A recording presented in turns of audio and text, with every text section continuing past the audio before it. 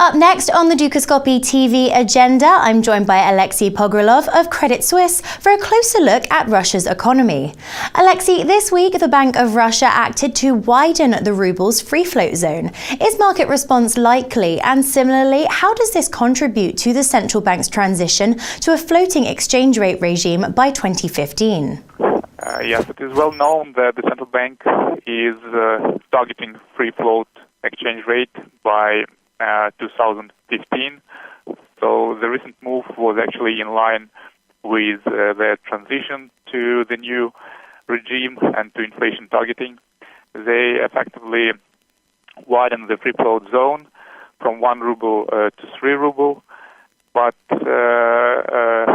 left unchanged almost all other parameters of intervention mechanism. So they're still selling like $200 million a day at the current levels, but at the same time they are shifting the intervention band faster than before. Previously it took them 8 days to shift the intervention band by 5 kopecks. Now it takes only 5 days.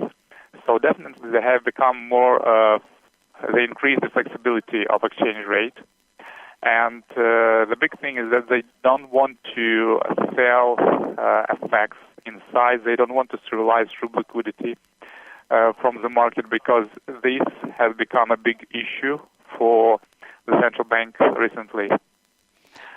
We see this change as marginally negative for ruble, because I think that investors will be focusing now more on fundamentals, which has been not good so far, in particular current account surplus, narrowing of the current account surplus, and weak economic activity.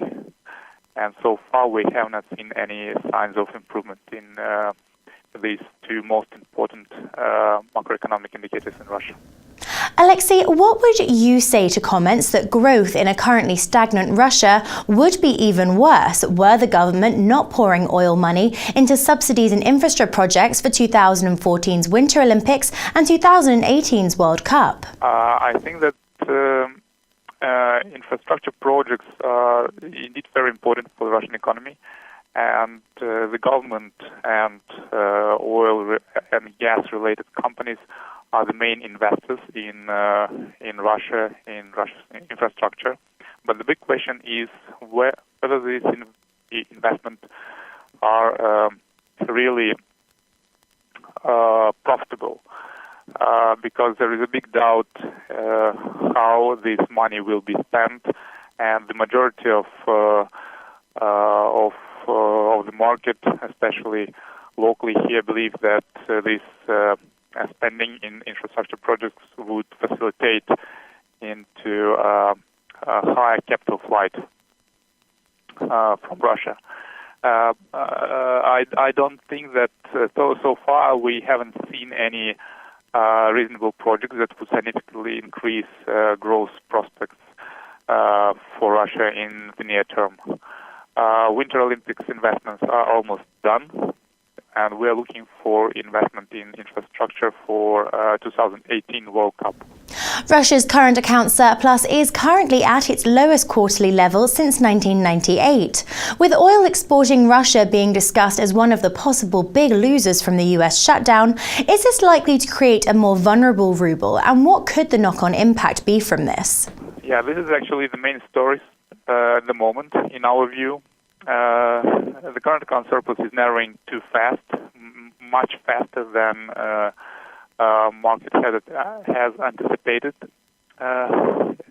this to be, and we think that actually deterioration is coming mainly from two categories of the current account. This is investment income paid, which is dividends and interest payments, coupon payments, and the second is services trade balance.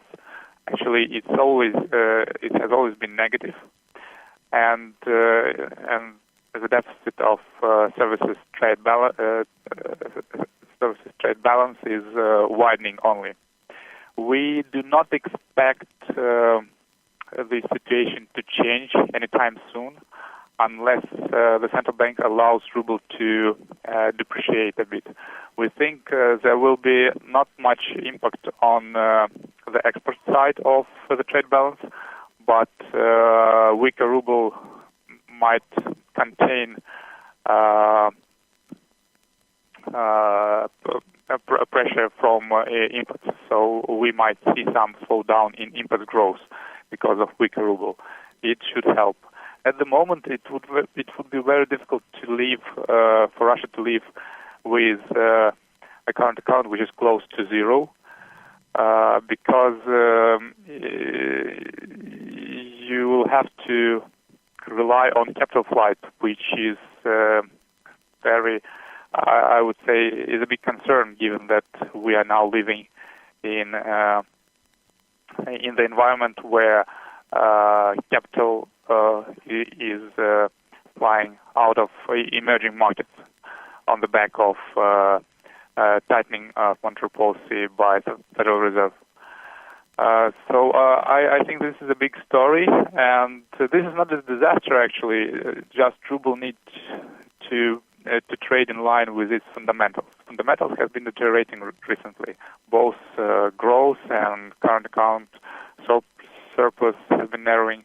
So that's why we are bearish on ruble and expect ruble to depreciate, to help offset imbalances in the current account. And lastly, having taken on the role of CBR governor in June of this year, Elvira Nabiullina has thus far defied rates for a rate cut. With a cut not on the table, what policy measures does the governor have available to her at present? Actually, we so far the decision taken by the new governor were very credible.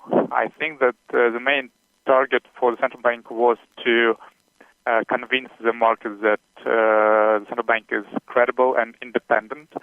They made a lot of disclosures, including the recent one when they disclosed all parameters of intervention mechanism. They indeed were reluctant to cut rates, but they have a good reason for this. Inflation is still above their target, and you have constant pressure on ruble, and capital flight is an issue for all emerging markets. So in this case, even though you have a slowdown in economic activity, it would be very difficult to justify a rate cut. So from that perspective, they're doing everything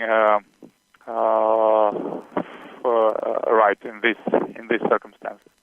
What can be done, I think, is the central bank still need to improve the structure of refinancing and the mechanism of providing ruble liquidity.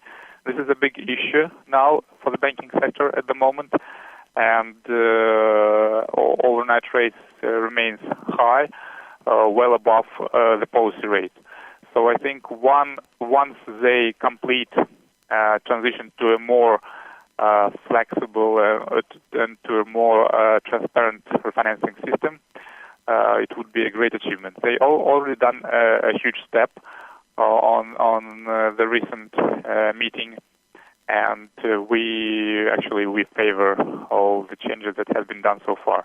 So partially, the optimism regarding ruble we connect with prudent and credible monetary policy of the central bank, including the FX policy, which is very consistent and I would say has become more clear for investors.